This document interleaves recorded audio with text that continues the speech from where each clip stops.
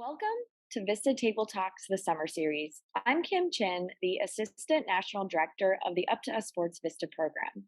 Today, we are joined by Up2Us VISTA summer cohort leaders, Jayla Bynum, Maria Sandoghdar, and Tyree Beard to discuss their experiences as college athletes and the impact athletics has had on their lives. From the highs to the lows and the lessons learned, today's conversation is led by Kayla Thorpe, an Up2Us summer cohort leader and collegiate athlete herself. Kayla, please take it away. Thank you, Kim. Hello, everyone. I'm Kayla Thorpe, a cohort leader at the Up2Us Summer VISTA program. I am based in Baltimore, Maryland. I'm from Upper Darby, Pennsylvania, and I'm currently a student athlete at the University of Maryland on the women's track and field team. Here we have our cohort leaders, Maria, Jayla, and Tyree. Please introduce yourselves by name, school, where you're from, and some athletic achievements. We'll start off with Maria. Hey, Maria. Hi, everyone. My name is Maria. I'm also a summer cohort leader. I'm from Los Angeles, California, and I go to Cal State Northridge. I play women's water polo there. Before I went to Northridge, I went to community college, and there I earned first team all conference both years, MVP and Brahma of the Year. Tyree. Hi, everybody. My name is Tyree. I also go to Cal State Northridge, but I'm originally from Chicago. Before college, I coached my high school freshman team and JV team. As a coach, I won a state championship, and as a player, I won a city championship. So, Hi everyone, my name is Jayla Bynum. I'm also a cohort leader and I'm based in Baltimore, Maryland.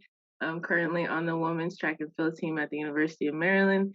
And some of my accomplishments are I was a state champion, state athlete of the year for 2 years. I hold school records at my middle school, high school, and past college. I'm a multi-time all-conference scorer, 3 times academic All-American, NCAA regional qualifier, and an academic All Big Ten member. Whoa, thank you all. We have some big hitters in here. Wonderful achievements. I know everyone has a story. We didn't just come here, out of the blue.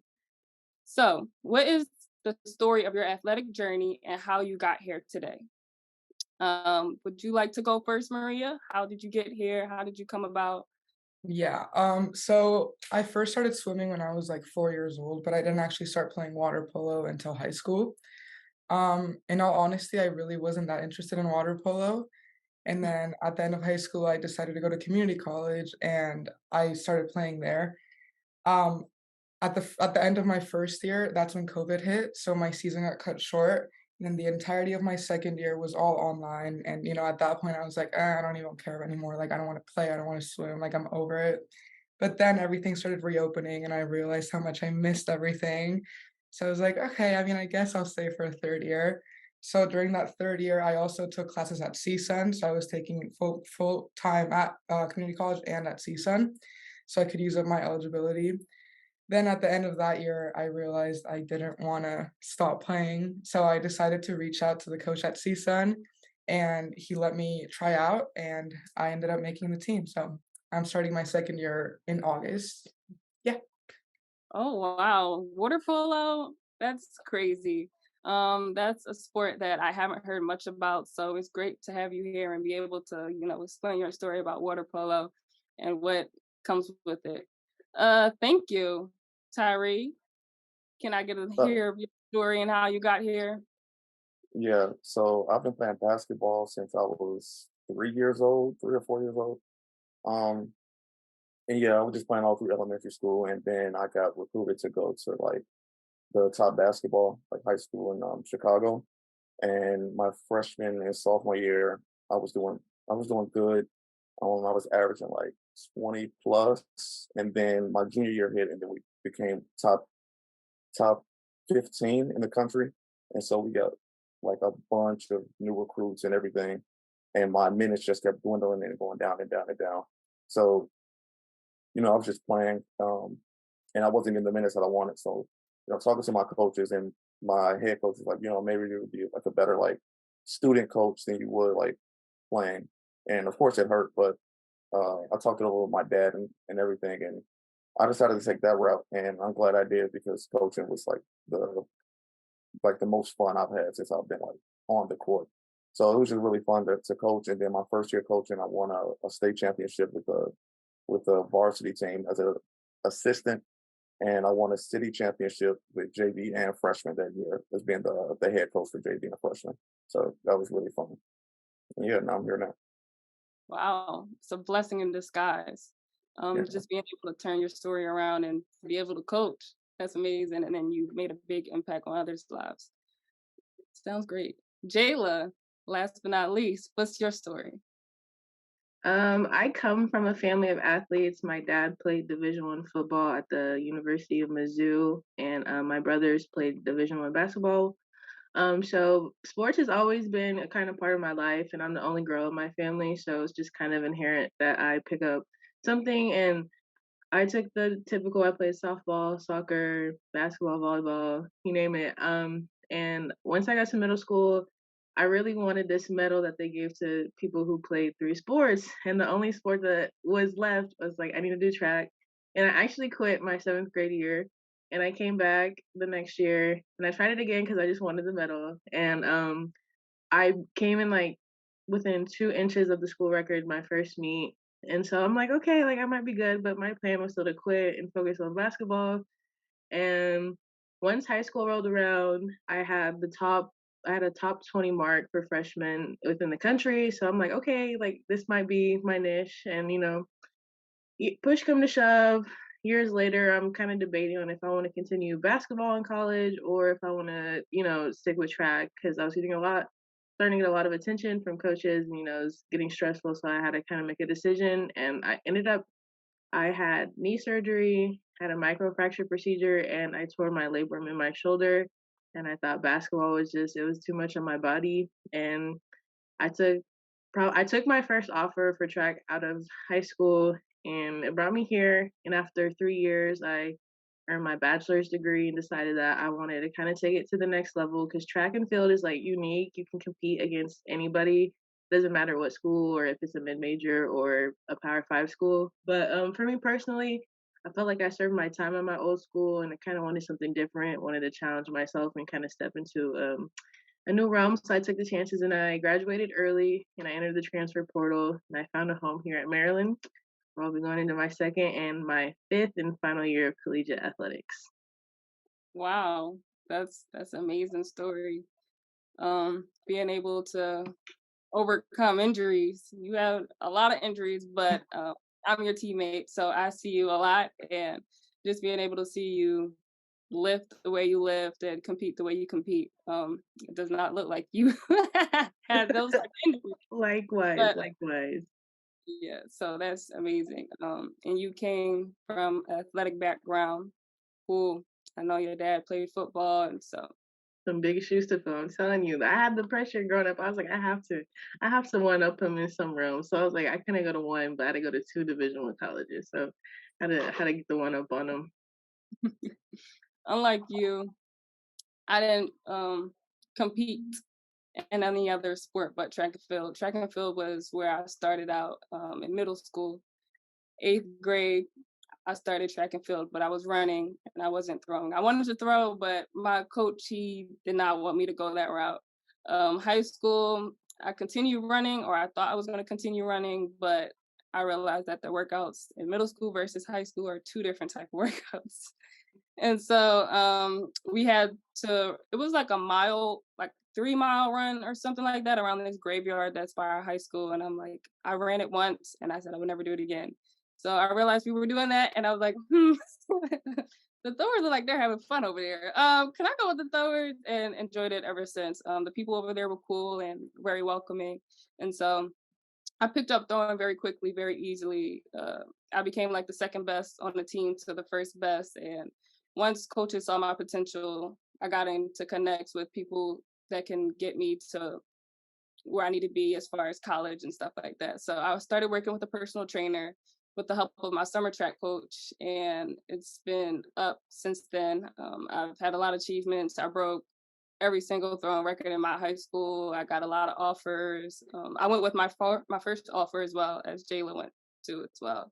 Um, I spent 2 years in University in Maryland, and then I transferred and went to the University of Maryland.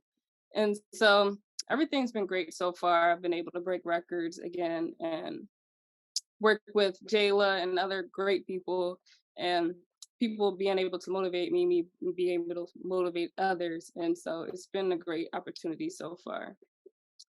So next question. How do you deal with time management?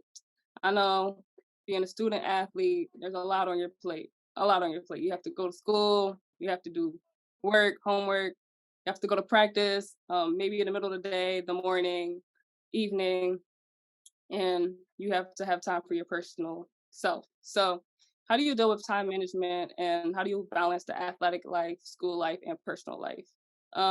Maria, can you start us off? Yeah, so I think it's like a big thing is realizing that you can't be an athlete without the student part. And obviously, like we all probably enjoy our sports more than we like going to school, and like that's just how it is. But I think it's very important to just, you get it done early in the week and you're good. You have an entire free weekend, like you can just enjoy, you can get to bed right after practice, you can take a nap, you can, not be stressed out and like yeah, like not doing your work right as it's assigned to you like sucks. But like um I don't know. It's just it feels a lot better to be able to, spend your Sundays doing nothing or just like being able to go out on weekends and just like have fun with your friends and like not have to worry about I don't know, have to worry about, oh my God, I have to do this assignment, do 11:59. Like, again, I don't know. I love my naps and nothing feels better than like just going straight to a nap after practice and not have to worry about homework. So I don't know. I think that's something that I definitely have to work on. Like, I don't have it all together. Um, Going into my 5th year, there's definitely still lots of things that I need to work on. I just using your resources and having people around you who hold you accountable is something that has been really like important for me and something that I necessarily maybe didn't get on like in my earlier years, but I've come to like, okay, I know it's kind of daunting to like today is not the due date, so you know I don't have to worry about it. But kind of changing, like Maria said, changing that mindset to where it's just like the earlier I get it done, the less havoc. Because as a student athlete, like your day is booked; it's a full-time job in itself. So just taking advantage of the time in the present is going to save you a lot of time in the future. It's something that I will continue to work on, and it's something I'll probably carry on into my professional career. Yeah, I definitely think like keeping a schedule or like a calendar definitely plays into it. Stand to that strict schedule and also give yourself like downtime because you don't want to burn yourself out too at the same time. So yeah. Yeah, definitely. That's really important to set a schedule. I definitely started utilizing the reminders tab this summer with being a cohort leader. So organization is very important. Maybe scheduling what time you go to sleep, what time you have like your open window for homework, or how long is it going to take for me to come back to practice, and then after practice, do I have time to cook? How long do I have time to cook? How long do I have time to you know do homework? I think utilizing your resources, especially asking for help, that can help out as well. You don't have to put everything on yourself, so utilize your advisors if you need help and you're taking too long to do homework. If you're struggling, you have a roadblock, utilize your advisors because they can help you tremendously. I definitely learned how to, utilize my resources this year attending Maryland. So definitely utilize them. What is the most important skill and lesson you've got out of your sport? I think for me, it was patience. I had to learn that everything is not going to come on your time, whether it's athletically, academically. Like you have to wait for your time. And it could come as far as the injury too. Our injury is not going to fix itself that same day, the next day. You have to work and go to therapy and just listen to your body, and it will take care of itself. So does anyone have a story of what they got or a skill that they've learned? Anything? I think going along with what you just said, like this might sound selfish, but like focusing on yourself and yourself only is very, very important. And I know for me, it's very easy to like compare myself to like my teammates and like I know for me, I felt like a lot of imposter syndrome a lot of the time, like, oh, I don't belong here. Like, oh my God, like, why am I here? Like, these girls are so much better than me. And like, I don't know, it's just very important to, this goes along with like mental health. It's, if you compare yourself to others all the time, everyone has a different backstory. As, all four of us have a completely different like track record. So it's important to not really focus on what anyone else is doing. Like, yeah, it's a team sport for me at least, but everyone's different. Everyone has their own path, like you said. So it's, yeah, just that focus on yourself and take care of your mental health. To kind of Sounds pick it off like that, a skill that I kind of implemented was it's something simple, but it's really complex in itself, and it's like balance and being selfishly balanced and knowing what is like you are capable of, what you expect from people around you. Um, it for me, like growing up in like kind of a more rural area, being a minority, and coming to college, and then finding myself within a sport to where like I don't have like necessarily like I'm very like I'm secure in like my body and all that, but just looking different than like the typical elite athlete that most of society knows is like knowing that my journey is my journey and how it's supposed to go, and persevering through the times where I feel like I'm not on necessarily the right track, is like what Maria said, like everybody's track record is different, everybody has different goals, everyone has different obstacles to like work through. So I think the earlier I would have realized that, the better off I would have been in being able to find my balance, what works for me, and like how to push myself beyond barriers. And I think that was something that was important. That kind of took me to the next level from going from kind of bottom of the barrel to like working, kind of trying to work my way up to competing at elite meets and stuff like that. So that was something that was really important to me. I feel like one thing that I learned from like being a coach would definitely be more communication skills and also learning how to read people. I feel like that was a two like big things that I learned because in terms of communication, I learned from winning the city championship that some players don't respond uh, well to like specific ways you talk to them, or like different players respond to like different types of ways you talk to them. So I couldn't treat everybody the same way to get what I wanted out of that team, if that makes sense. yeah. And also reading people is like just reading like different coaches and knowing tendencies and stuff like that. So if I did a game plan a certain way, if I had to change the game plan in the middle, I would also have to predict like what that coach would do so that we could get the win.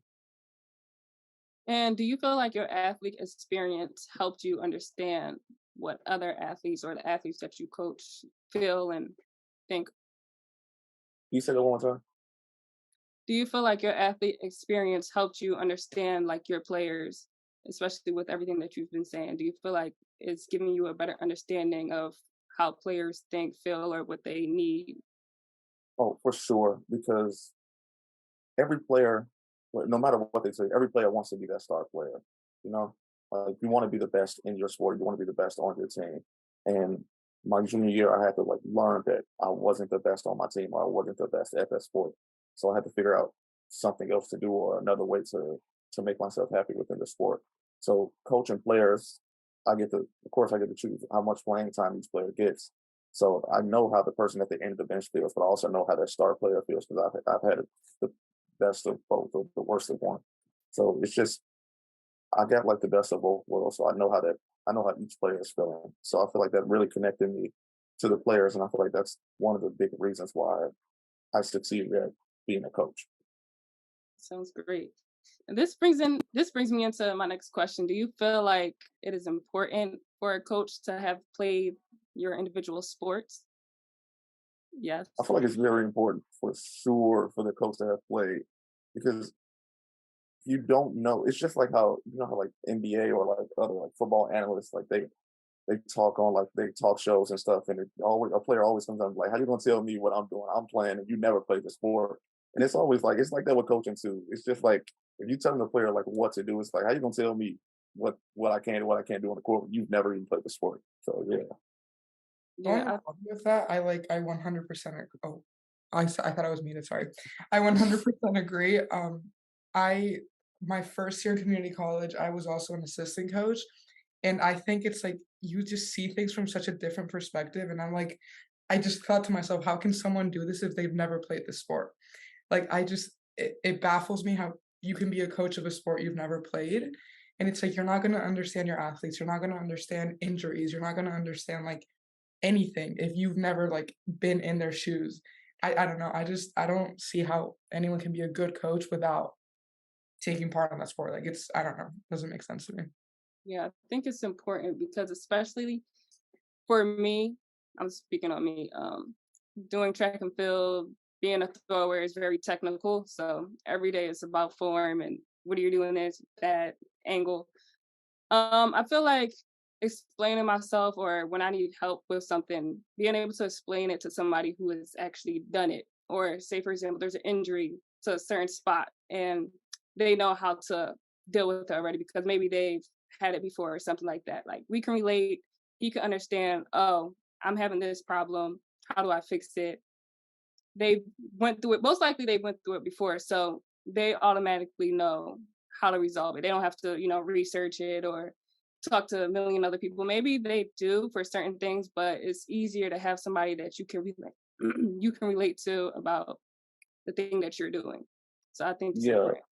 and it also helps with like in game situations because I remember when I was coaching my first year, it was this was on the varsity team. Like one of the assistant coaches implemented like a game plan to like lead the other star player. Like didn't he couldn't like go left. He couldn't make left hand layups or whatever.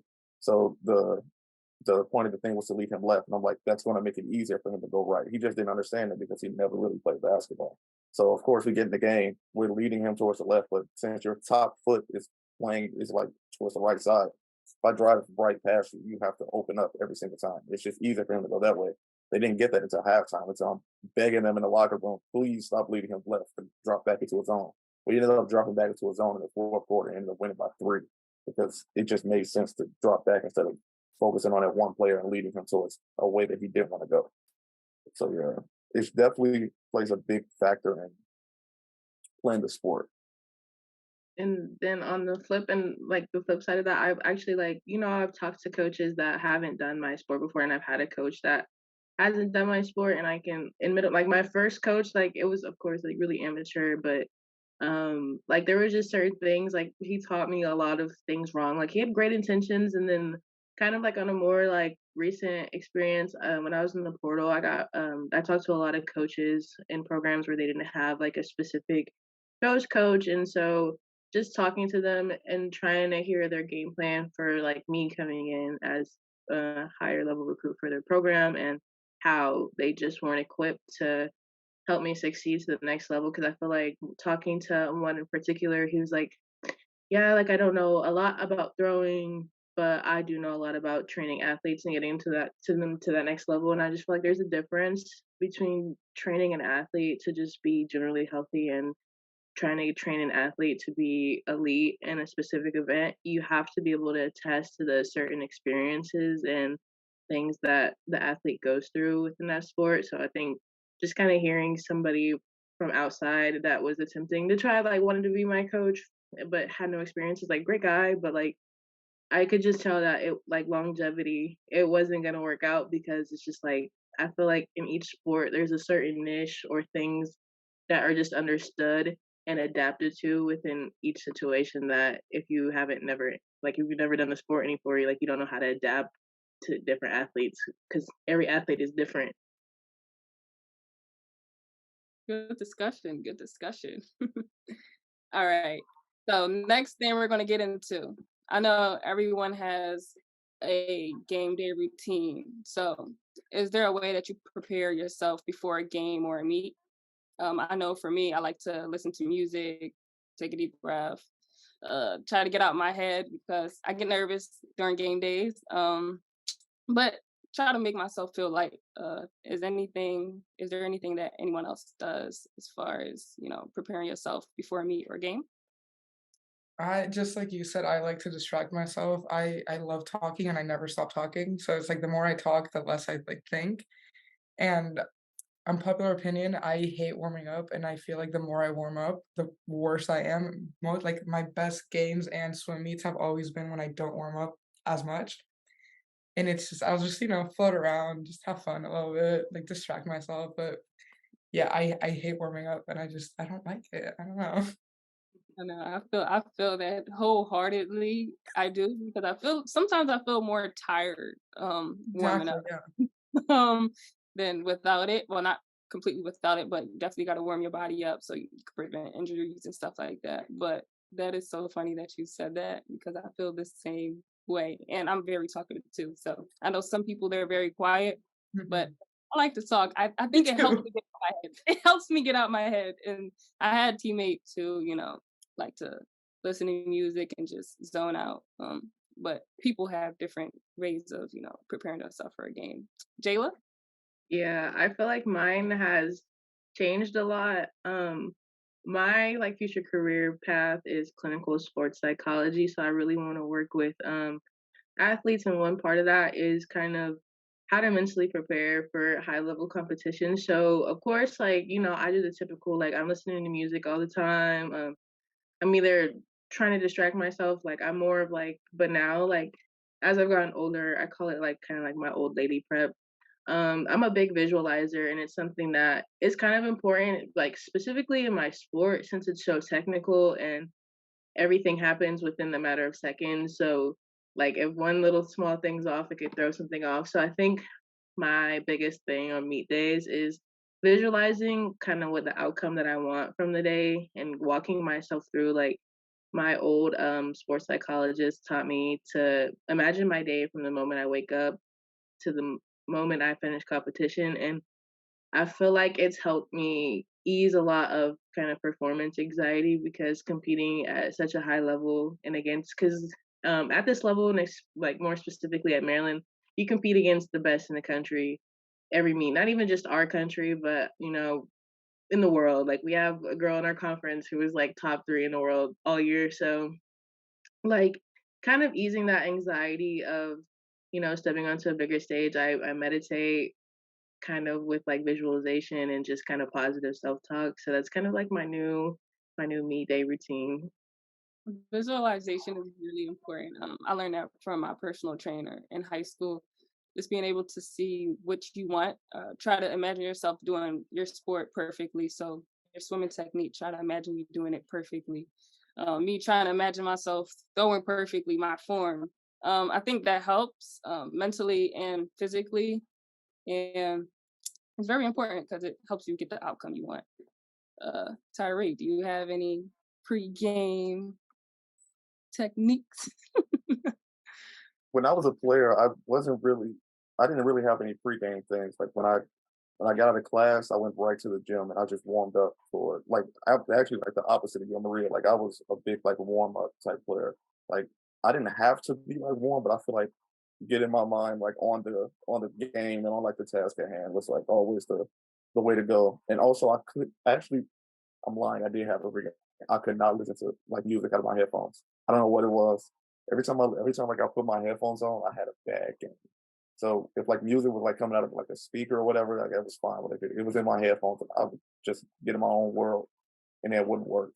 Um, but as a coach, I didn't really have any pregame rituals because I was just getting other players like together because it was always something with them.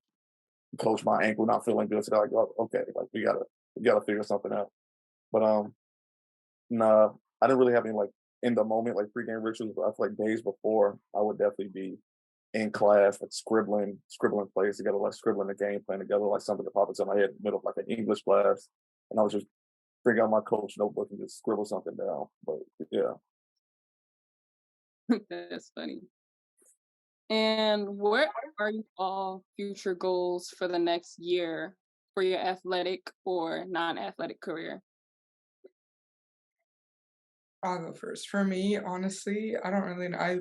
I get stressed out thinking about the future, so I'm just kind of going in hoping to like improve, as a player, as in general, like as a student, everything. and just this is my last year in college and my last year of eligibility. So just kind of like not take it seriously, but also like have fun and enjoy it. Like, I'm not gonna take it for granted because I know like there's people that wish they could, play D1, and I consider myself very, very lucky and very fortunate that I can. So yeah, just enjoy time with like all my teammates, all my friends, and just improve as an athlete and as a person. I definitely agree with what Maria said. Coming into like I'm fortunate to have this extra year thanks to COVID. Shout out, we're all finally getting out of here. I think I'm the last year that got the COVID eligibility. Wow. Um, so one thing, like I am the first to admit my athletic journey as far as being in college. Like I've done a lot of great things, and it felt good earlier to like say all my accomplishments because I think I'm one of the athletes that it's very easy for me to not be satisfied with anything I've done. I'm really hard on myself, so I think like I've set all these goals my career, and like I beat myself up if I don't achieve them, that I overlook all the things that I do accomplish. So like sitting back and like putting them all together, I'm like, wow, like I've accomplished more than what I've thought. So I like what Maria said, like I'm just gonna enjoy it and really just savor every day because I know a year from now track is gonna be, kind of behind me, and it's gonna be sad as bittersweet. Like I've been an athlete for as long as I can remember. So just kind of looking for that life after like, retirement. But some goals, I'm trying to break through that first round of NCAAs and make it to the next one. So hopefully me and Kayla can both do that together. We're both really capable, and we're there also next year is the Olympics again. So, if we perform well enough, hopefully we'll be at the trials. Maybe she might be at the trials for, Barbados. And, hopefully I can sneak in and just compete one last time here because America has the best throws. Brown. I wish I had dual citizenship because America is the world stage, basically. So just to compete at that level as my last meet would be something bittersweet that, I'm gonna keep working for until I can't anymore. So that's me. Well, yeah, with me, uh, just for like use this next year to like find what I want to do in the future. You know, like I know my playing days like at a high level are like probably behind me. So just like figuring out what I want to do. That's basically it. Sounds great. For me, I would say I just want to, get better each and every single day, each and every single year. I just want to progress. And so I've broke the school record for the javelin at the University of Maryland, but it's not my personal record. And so hopefully I can push further my personal record and, help and support the team in any way possible. Score at Big Ten's top 3 medals. So that's another goal. I made regionals every year, but I have yet to make the final round. And so I want to make the final round and say that at least get some bragging rights. If I don't make top 3, I want some bragging rights. And lastly, like Jayla said, is just to make the Barbados national team. I'm working on my dual citizenship. So hopefully I can make the team and me and Jayla on TV, everybody watching, supporting us. That's really my goal. I know that Jayla mentioned something about sometimes she beat herself up. And so that will go over, to my next question, which is mind over matter. How does being a competitor benefit or harm your mental health? For me, I feel you on the part of beating yourself up. I'm very hard on myself. I know a lot of coaches that I've worked with, or every coach that I've worked with, said that like you don't see any of the positive. But it's not like that. I don't know why. I've just always been a competitor against myself as well, and so I just want nothing but the best. And I feel like a lot of athletes are like that. They just want the best, and when something wrong happens, it just makes you feel like there's 10 steps back. Or we just have a lot on our plate. We have a lot of people watching us. And I feel like for me, I came to compete at a high level. And so I want to perform at a high level. And when I don't see that, hold on, I'm sorry. I can pick it up. But yeah, for me, because sports psychology is kind of in my realm, and I chose it because I struggle with this balance of benefit or harm. It's something I'm working through, and it's something I'm working through in order to like make sure that people have somewhat of a better experience than I did mentally sometimes competing, because it was hard and it still is hard. And I see a sports psychologist now regularly. And so something that like it makes me think of like this question is that it builds you down, it breaks you down to build you back up.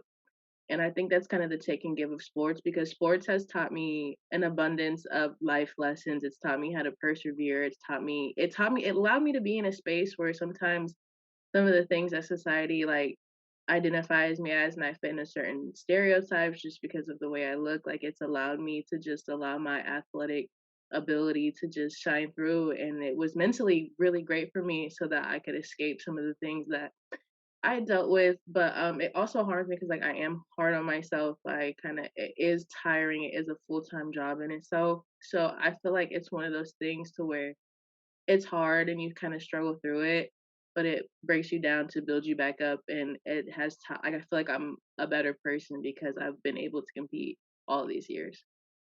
I Yeah, definitely agree. Oh, sorry. no, you got it. Okay. I agree with literally everything you said. And like in like high school and community college, I never really like understood. Like everyone was like, "Oh, like D1 is so hard," and I was like, "Nah, like they're just dramatic." It wasn't until I was like, that's hard. And it's like this entire past year was like so mentally exhausting all the time. And it was just like, again, like I said earlier, imposter syndrome, constant anxiety, constant stress. I was tired all the time. And it was just like a lot. And it's like sometimes I don't even want to do this anymore. Like this is all like not worth it. But then I look back at like that full year, like the COVID year where like we didn't have anything.